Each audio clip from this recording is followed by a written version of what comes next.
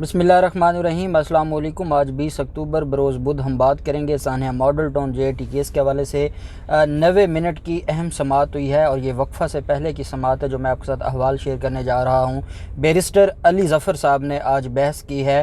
آج کی جو بحث ہے میں سمجھتا ہوں اس پورے کیس کا کرکس ہے، اور جس طریقے سے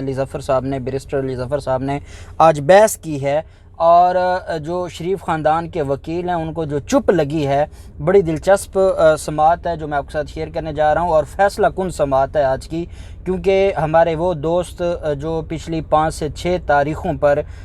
کیونکہ شریف خاندان کے وکیل کی بحث ہو رہی تھی، پھر 1 تاریخ پر سرکاری وکیل کی بحث ہوئی، اس کی وجہ سے کچھ لوگ پریشان بھی تھے کہ جب ایسے قانونی نکات اٹھائیں گے شریف خاندان کے وکیل تو کیا لاہور ہائی کورٹ ان کے حق میں فیصلہ دے دے گی، لاہور ہائی کورٹ کیا کرے گی، اور پھر جو آنریبل بینچ ہے اس کے حوالے سے بھی باتیں ہو رہی تھیں۔ لیکن آج بیرسٹر علی ظفر صاحب نے سب کی جو امیدیں تھیں، جو مافیاز کی امیدیں تھیں، یا جو ماڈل ٹاؤن کے قاتلوں کی امیدیں تھیں، ان پر آج پانی پھیر دیا ہے، اور بیرسٹر علی ظفر صاحب نے جس نے کوئی امید لگائی ہوئی تھی، یا جس نے کوئی سوچا ہوا تھا، آج غلط ثابت کر دیا۔ اس وقت میں لاہور ہائی کورٹ کی پارکنگ میں موجود ہوں۔ 12:30 بجے دوبارہ جو کیس ہے اور جو ہیئرنگ ہے وہ دوبارہ شروع ہوگی۔ بیرسٹر علی ظفر صاحب نے 10:05 پہ چیف جسٹس صاحب کے کمرہ میں جو کورٹ روم ہے وہاں پر سماعت شروع ہوئی، اور آپ جانتے ہیں 7 رکنی بینچ ہے۔ 7 رکنی بینچ نے جب سماعت شروع کی تو بیرسٹر علی ظفر صاحب نے اپنے جو آرگومنٹس ہیں وہ شروع کرتے ہوئے عدالت کو کہا کہ میں مثال دوں گا کہ آج سے تقریباً 80 سال پہلے جو واقعہ ہوا، اور وہ برطانوی رول تھا، گجرانوالہ میں جلیانوالہ باغ میں جو ظلم کیا گیا تھا 17 جون 2014 کو، اسی کو ریپیٹ کیا گیا، اور یہ پاکستان کی تاریخ کا وہ انوکھا واقعہ ہے کہ جس کی جتنی مذمت کی جائے وہ کم ہے۔ اور بیرسٹر علی ظفر صاحب نے کہا کہ میرے سمیت پورا جو آنریبل بینچ ہے سب نے ویڈیوز کے ذریعے، میڈیا کے ذریعے دیکھا کہ کس طرح قتل عام ہو رہا ہے، تو میرا جو کیس ہے وہ یہ ہے کہ یہ انوکھا کیس ہے، ایک ایسا ہسٹوریکل کیس ہے جس کی پاکستان کی تاریخ میں کوئی مثال نہیں ملتی، اور جلیانوالہ باغ تھا جو اس طرح کا دہشت گردی کی تھی، اور وہ برطانوی جو رول تھا یا حکومت اس وقت کی، انہوں نے ریاستی دہشت گردی کی تھی۔ اس پر جو جسٹس ملک شہزاد صاحب ہیں انہوں نے سوال اٹھایا کہ 2007 میں جب آپ جانتے ہیں کہ ایمرجنسی کے خلاف، مشرف ایمرجنسی کے خلاف موومنٹ تھی، تو اس وقت جو مظالم کیے گئے اور اس وقت جو قتل عام ہوا اس کا ذکر کیا جسٹس ملک شہزاد صاحب نے، اور شہزاد صاحب نے کہا کہ اس کو آپ کیسے دیکھتے ہیں، اور پھر 2021 میں ٹی ایل پی کے لوگ کہتے ہیں کہ ہمیں بھی قتل کیا گیا، پولیس والوں نے قتل کیا، اس کو آپ کیسے دیکھتے ہیں۔ یہ بات جسٹس ملک شہزاد صاحب یہ فرمانا چاہتے تھے کہ کیونکہ یہ واقعہ کوئی صرف وہ نہیں ہے جو 2014 میں ہوا ہے، بلکہ یہ 2007 میں بھی ہوا تھا اور 2021 میں بھی ہوا ہے، جس پر بیرسٹر علی ظفر صاحب نے کہا کہ جب میں اس کیس کے فیکٹس جناب کے سامنے رکھوں گا، پورے آنریبل بینچ کے سامنے رکھوں گا، تو پھر یہ بینچ خود کہے گا کہ یہ جو سانحہ ماڈل ٹاؤن ہے یہ انوکھا واقعہ ہے، اور یہ ایک ایسا واقعہ ہے کہ گھر سوئے لوگوں کو قتل کیا گیا، کوئی وجہ نہیں تھی، وہ کوئی پروٹیسٹ نہیں کر رہے تھے، وہ کوئی روڈوں پر نہیں بیٹھے تھے، وہ کوئی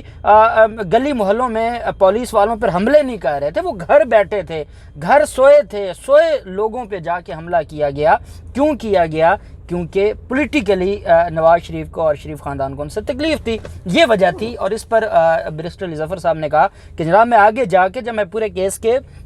فیکٹس آپ کے سامنے رکھوں گا تو پھر آپ کو پتہ چل جائے گا کہ یہ کیسے یونیک واقعہ ہے پاکستان کی تاریخ کا۔ بیرسٹر علی ظفر صاحب نے بحث شروع کی۔ بیرسٹر علی ظفر صاحب نے کہا پہلی بات تو میں یہ بتانا چاہتا ہوں کہ جو یہ سوال ہے کہ 2 JITs بنائی گئیں، ایک پہلے FIR ہوئی تھی اور اس میں 3000 لوگوں کو نامزد کیا گیا، اور پیٹ کے خلاف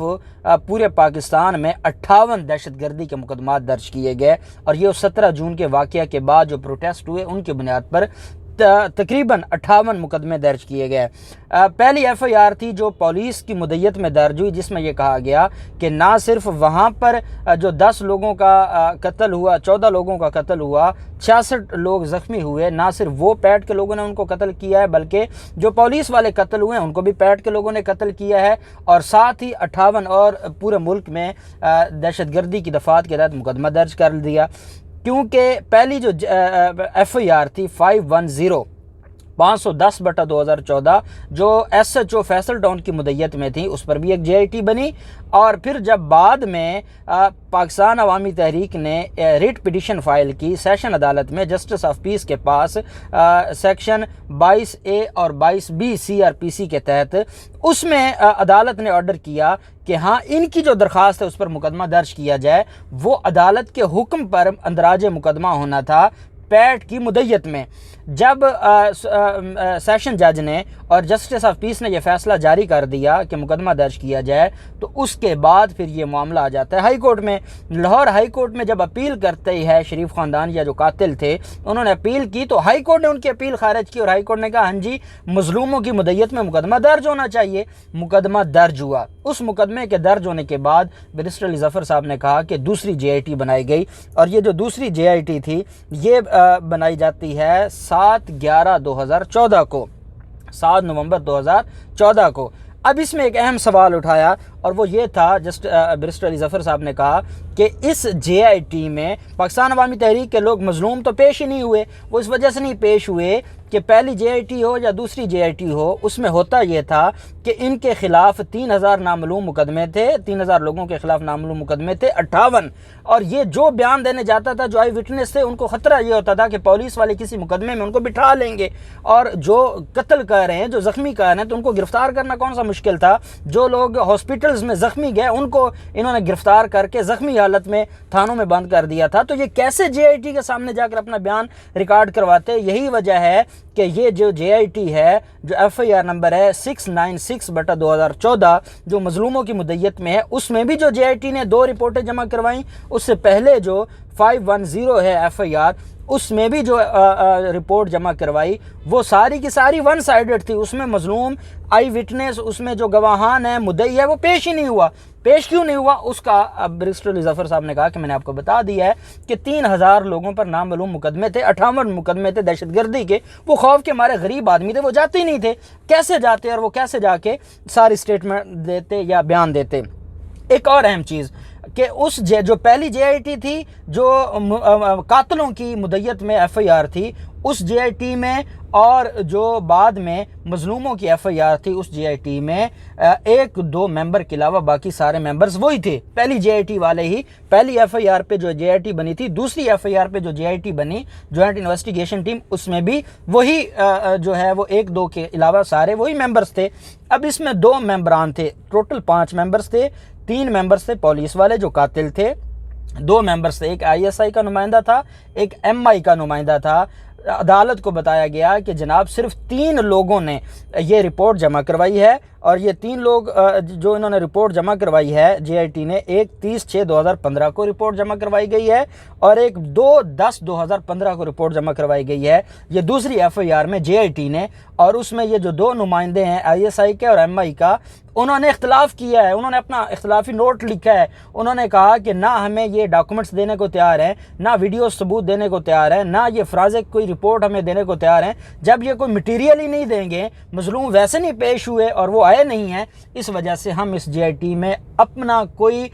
حصہ نہیں ڈالتے۔ ہم اختلافی نوٹ یہ لکھتے ہیں کہ ہم بے بس ہیں، ہم مجبور ہیں۔ اس کی وجہ یہ ہے کہ جو پولیس ہے، کیونکہ پروسیکیوشن نے ہمیں ثبوت دینے تھے، پروسیکیوشن ثبوت دینے کو تیار نہیں ہے، اس وجہ سے اس JIT میں ہماری کوئی کنٹریبیوشن نہیں ہے۔ جو یہ بات کرتے ہیں کہ اس میں ISI اور MI کے بھی نمائندے تھے، آج بیرسٹر علی ظفر صاحب نے عدالت کو وہ JIT کی رپورٹ پڑھ کے سنائی ہے، جس میں وہ دونوں نمائندے کہتے ہیں کہ جناب پروسیکیوشن اس وقت سرکار تھی جب وہ نہ کوئی ڈاکومنٹ، نہ کوئی ایویڈنس، نہ کوئی جو پروف ہے دینے کو تیار ہے، تو ہم کیا کریں؟ ہم کیسے جو ہے وہ انصاف لیتے، یا ہم کیسے اس پر کو اپنی فائنڈنگز دیتے؟ اس وجہ سے انہوں نے اپنے آپ کو الگ کر لیا۔ صرف 3 جو پولیس والے تھے، جو قاتل تھے، ان کی رپورٹ عدالت میں سبمٹ ہوئی۔ دیکھیں کیسے کیس بنایا کہ وہ ڈسپیوٹڈ ہو گئی رپورٹ بھی، اور اس میں وہ تھی بھی ون سائیڈڈ۔ یہ پہلا جو اپنا آرگومنٹ ہے، وہ اس کو جو ہے وہ بیرسٹر علی ظفر صاحب نے اس کے اوپر بات کی۔ ساتھ انہوں نے کہا کہ ہم نے کیس کو زندہ رکھنا تھا۔ اس وقت جو مخالفوں کی، وہی قاتلوں کی حکومت تھی، کیس کو زندہ رکھنے کے لیے ہم نے استغاثہ فائل کر دیا، اور اس استغاثے میں ساتھ ہی جو اسٹیٹ کیس تھا، جو FIR تھی، ان کو عدالت نے ایڈجن کر دیا، سینا ڈائریکٹ ایڈجن کر دیا اپنی تئیں۔ ہم نے درخواست نہیں دی بلکہ وہ ایڈجن کر دیا۔ ساتھ عدالت کو کہا کہ بسما نے 6/10/2018 کو ایک درخواست دی 184(3) کے تحت ایک درخواست فائل کی اور اس میں یہ کہا کہ JIT بنائی جائے، اور وہ میں درخواست پڑھ کے سنانا چاہتا ہوں۔ عدالت میں جسٹس ملک شہزاد صاحب نے کہا کہ وہ درخواست کیا اٹیسٹڈ کاپی ہے، جس پر بیرسٹر علی ظفر صاحب نے کہا کہ میں بھی عدالت میں موجود ہوں، ہمارے جو دوسرے کونسل ہیں اس میں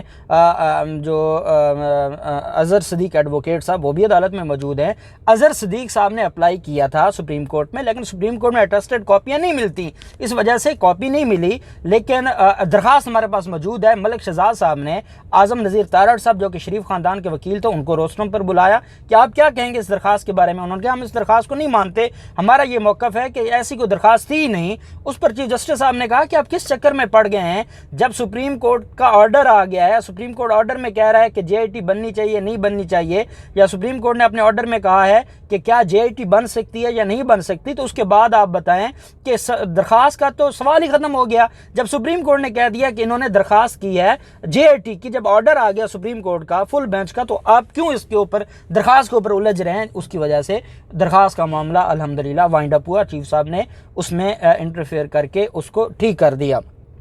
ساتھ انہوں نے کہا کہ یہ HRC تھی، ہیومن رائٹس سیل میں یہ درخواست دی گئی، اس کا نمبر تھا 69031 P آف 2018، یہ اس کا نمبر تھا اور اس کے تحت یہ درخواست دائر کی گئی۔ 6/10/2018 کو پہلا آرڈر ہوا اس سپریم کورٹ کے فیصلے میں۔ سپریم کورٹ نے آرڈر کیا کہ اتھارٹیز کو طلب کیا جائے۔ جو بیرسٹر علی ظفر صاحب کہتے ہیں کہ اس میں سارے ملزموں کو بھی اور پنجاب حکومت کو بھی بلایا گیا اور فل بینچ بنایا گیا، اور عدالت نے کہا کہ کیوں نہ اس میں یہ معاملہ آ چکا ہے اور اس میں جو JIT نہیں بن سکتی یا نہیں بن سکتی ایک اہم سوال ہے، اس وجہ سے فل بینچ بنایا جاتا ہے۔ پہلے 3 رکنی بینچ تھا، پھر 5 رکنی بینچ بن گیا، اور پھر اس کے اوپر سارے ملزمان کو سماعت ہوئی، سارے ملزمان کو طلب کیا گیا۔ ملزمان کے آرگومنٹ سننے کے بعد ہی عدالت نے کہا کہ ایک اہم سوال اٹھ گیا ہے، وہ JIT بن سکتی ہے یا نہیں بن سکتی، اس پر ہم جو ہے وہ لارجر بینچ بناتے ہیں۔ وہ فل بینچ بنا، اس فل بینچ میں بسما امجد کی جو درخواست تھی اس پر جو ایڈوکیٹ جنرل تھے انہوں نے سٹیٹمنٹ دے دی کہ پنجاب حکومت تیار ہے، پنجاب حکومت نئی JIT بنا رہی ہے کیونکہ یہ اس کو ری انویسٹیگیٹ کرنا ضروری ہے۔ سپریم کورٹ نے کہا کہ ایڈوکیٹ جنرل نے سٹیٹمنٹ دے دی ہے، جب یہ سارے ملزمان کے وکلاء بھی کھڑے تھے اور سارے کھڑے تھے، سپریم کورٹ نے کہہ دیا کہ نئی JIT جو بننا ہے اس پر سٹیٹمنٹ آ گئی ہے، اور جو پروسیڈنگز تھی وہ بورن فروٹ، اس کا مطلب یہ ہے کہ وہ اس کا اچھا فائدہ ہوا ہے، یا اس کو جو بینیفٹ لینا ریلیف لینا چاہتا تھا ایگریوڈ اس کو مل گیا ہے، اس وجہ سے disposed of accordingly. Barrister Ali Zafar صاحب نے کہا کہ میں اس پہ آپ کو بتاؤں گا کہ ڈسپوز آف اکارڈنگلی سے کیا مراد ہے، قانون اس کے بارے میں کیا کہتا ہے، بلیکس لا ڈکشنری میں اس کا ڈیفینیشن کیا ہے، کیا یہ جب ڈسپوز آف کر دیا جائے تو اس سے مراد ایسا آرڈر ہوتا ہے جو بعد میں کسی بھی لوور فورم سپیریئر جو انفیریئر فورم ہے اس پر چیلنج نہیں ہو سکتا۔ عدالت نے کہا کہ جو 5/12/2018 کا فیصلہ اس میں ریزننگ تھی سٹیٹمنٹ آف ایڈوکیٹ جنرل، اور اس میں ایڈجوڈیکیشن ہے، جو ڈیسیجن ہے وہ ہے ڈسپوز آف کا، اس وجہ سے لاہور ہائی کورٹ فیصلہ اس کے اوپر سوال نہیں اٹھا سکتی۔ ساتھ انہوں نے جو آنریبل سپریم کورٹ ہے، آنریبل لاہور ہائی کورٹ کے جسٹس ملک شہزاد صاحب ہیں، انہوں نے سوال اٹھایا اور انہوں نے کہا کہ یہ ریزننگ نہ ہوئی، کیا یہ ریزننگ تھی، کیا ایسا لکھنا نہیں چاہیے تھا کہ اس JIT کا کیا بنا ہے کیا نہیں بنا، کیا وہ فیصلہ آیا ہے نہیں آیا، وہ سوال جو تھا اس کو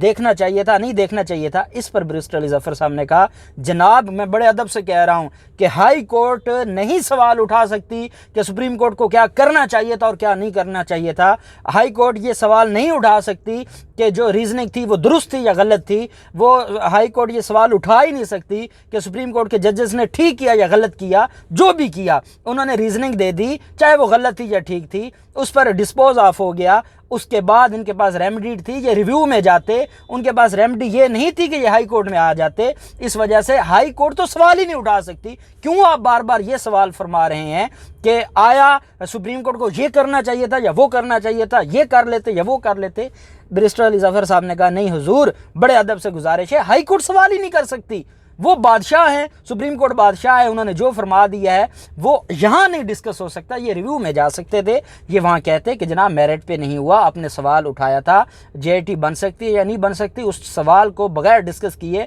یہ جو ڈسپوز آف کیا گیا یہ غلط ہے، اس کو آپ ریویو میں چلے جاتے، یہ ریویو میں نہیں گئے۔ पीर बख्श एक फ़ैसला है, PLD है 1987, सुप्रीम कोर्ट पेज है 145। ये एक डिटेल जजमेंट है और इस डिटेल जजमेंट का मैं हवाला आपको अगली जो वीडियो होगी, क्योंकि ये एक डिटेल जजमेंट है और इसमें सुप्रीम कोर्ट ऑफ पाकिस्तान में मैं आपको मुख्तसर बता देता हूँ। लाहौर हाई कोर्ट में आया, जो सेटलमेंट कमिश्नर था उसने कुछ लोगों की अलाटमेंट जो थी, ज़मीनों की अलाटमेंट थी, वो कैंसिल कर दी। हाई कोर्ट में मामला गया, हाई कोर्ट ने सेटलमेंट कमिश्नर का जो फैसला है उसको सेट असाइड कर दिया। हुकूमत चली गई सुप्रीम कोर्ट में। जब सुप्रीम कोर्ट में गई तो सुप्रीम कोर्ट ने फैसला दिया कि अभी ये सुप्रीम कोर्ट में पेंडिंग था कि लाहौर हाई कोर्ट में जो बाकी लोग थे जिनकी अलॉटमेंट कैंसिल हुई थी, उन्होंने आके रिट फाइल की। लाहौर हाई कोर्ट ने कहा क्योंकि इसी तरह का पहले मामला हल हो चुका है तो उन रिटों की बुनियाद पर उनको भी रिलीफ दे दिया और रिलीफ देने के बाद अदालत ने उनकी रिटें मंजूर कर लीं। अब जो पहली जिनको सेटलमेंट कमिश्नर का फैसला सेटिसाइड हुआ था, जब वो मामला सुप्रीम कोर्ट में गया तो सुप्रीम कोर्ट ने उसको सेटिसाइड कर दिया लाहौर हाई कोर्ट के ऑर्डर को, और सेटलमेंट कमिश्नर का जो फैसला था उसको जायज़ करार दे दिया, दुरुस्त करार दे दिया। अब जब सेटलमेंट कमिश्नर ने ऑर्डर लिखा, नोटिफिकेशन जारी किया, तो जो सुप्रीम कोर्ट में जिनके जो फैसला था जिन लोगों के ख़िलाफ़, उनके भी दोबारा उन्होंने क्या किया, जो अलाटमेंट कैंसिल कर दी। और जो सिर्फ हाई कोर्ट गए थे दूसरी दफ़ा और जिन्होंने सिर्फ हाई कोर्ट में दायर किया था और हाई कोर्ट ने पहले फैसले की रोशनी में उनको रिलीफ दे दिया था, क्योंकि उनके खिलाफ स्पेसिफिकली पंजाब हुकूमत ने चैलेंज नहीं किया था। सिर्फ पंजाब हुकूमत ने कहा क्योंकि सुप्रीम कोर्ट का फैसला आ गया है, इस वजह से जो बाकियों की बाद में जो जिनको रिलीफ मिला है हाई कोर्ट के फैसले से, उनकी भी कैंसिल कर देते हैं। वो लोग गए दोबारा हाई कोर्ट में कि जनाब हमारा फैसला तो चैलेंज ही नहीं हुआ सुप्रीम कोर्ट में, हमें क्यों रगड़ा जा रहा है। लाहौर हाई कोर्ट ने कहा क्योंकि सुप्रीम कोर्ट का फैसला आ गया है, इस वजह से आपको भी रिलीफ नहीं मिल सकता। सुप्रीम कोर्ट के फैसले की रोशनी में उनकी रिटें खारिज हो गई। वो अपील में गए। अपील में सुप्रीम कोर्ट ने कहा कि चाहे हमने कानून बदल दिया था, चाहे हमने कानून बना दिया था, लेकिन इनका जो हाई कोर्ट का फैसला था वो रेस जुडिकाटा है, वो फाइनलिटी अटेन कर गया था और उसको प्रॉपर पंजाब हुकूमत ने चैलेंज नहीं किया था। इस वजह से हमारा जो फैसला है वो इनके फैसले पर इस वजह से नहीं अमल दराम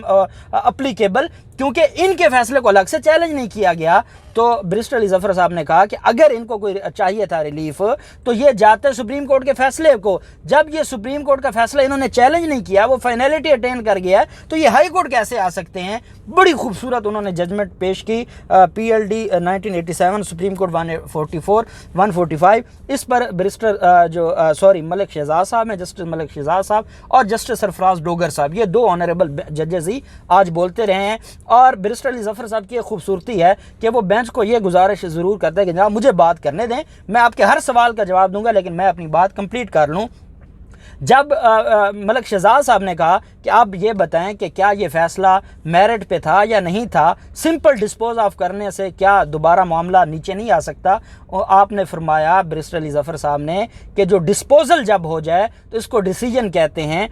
एक रीजनिंग होती है और एक कंक्लूजन होता है। कंक्लूजन देखा जाता है हमेशा, वो देखा जाता है कि वो क्या बाइंडिंग है या नहीं है। कंक्लूजन ये है कि डिस्पोजल कर दी। जब डिस्पोजल हो गई तो उसका मतलब है कि इस फैसले को अब हाई कोर्ट में नहीं चैलेंज किया जा सकता, ये फैसला रिव्यू में जा सकते थे जो अपना हक ये ख़त्म कर बैठे हैं। इस डिस्पोजल के क्या डिस्पोज ऑफ करना, इसी को ये कहा जाता है कि ये मेरिट के ऊपर ही है। बैरिस्टर अली ज़फ़र साहब का ये कहना है कि ये कंक्लूजन था। जब कोई फाइनल मामला कंक्लूड हो जाए उसके बाद दोबारा नए सिरे से उसके ऊपर नीचे से प्रोसीडिंग्स नहीं शुरू हो सकती, उसके ऊपर अपील या रिव्यू हो सकता है और उसकी कोई रेमेडी नहीं है। ये जो पॉइंट है इसके ऊपर वक्फे के बाद बैरिस्टर अली ज़फ़र साहब अपनी बहस शुरू करेंगे। आज जो बैरिस्टर अली ज़फ़र साहब ने, मैंने बहुत सारी चीज़ें स्किप की हैं। देखिए मैं कानून का तालिब इल्म हूँ, अगर 90 मिनट की हेयरिंग थी तो मुझे तो एक एक चीज़ याद है। मैं तो चाहता हूँ कि आपको 90 मिनट की हेयरिंग बताऊँ, लेकिन टाइम देखा जाता है, फिर वीडियो में बहुत ज़्यादा टाइम हो जाए तो आपके लिए भी मुश्किल होता है। इस वजह से बाद चीज़ें स्किप करके मैंने आपके सामने वक्फ़ा से पहले का समात का जो आंखों देखा हवाला है वो शेयर किया है। वक्फ़ा के बाद का जो हवाला होगा वो भी इंशाअल्लाह, और ये फ़ैसला कौन जो है मरहला शुरू हो गया है और आपके साथ शेयर करेंगे। अल्लाह पाक पाकिस्तान का मुनासिर हो। बहुत शुक्रिया। अल्लाह हाफ़िज़। पाकिस्तान ज़िंदाबाद।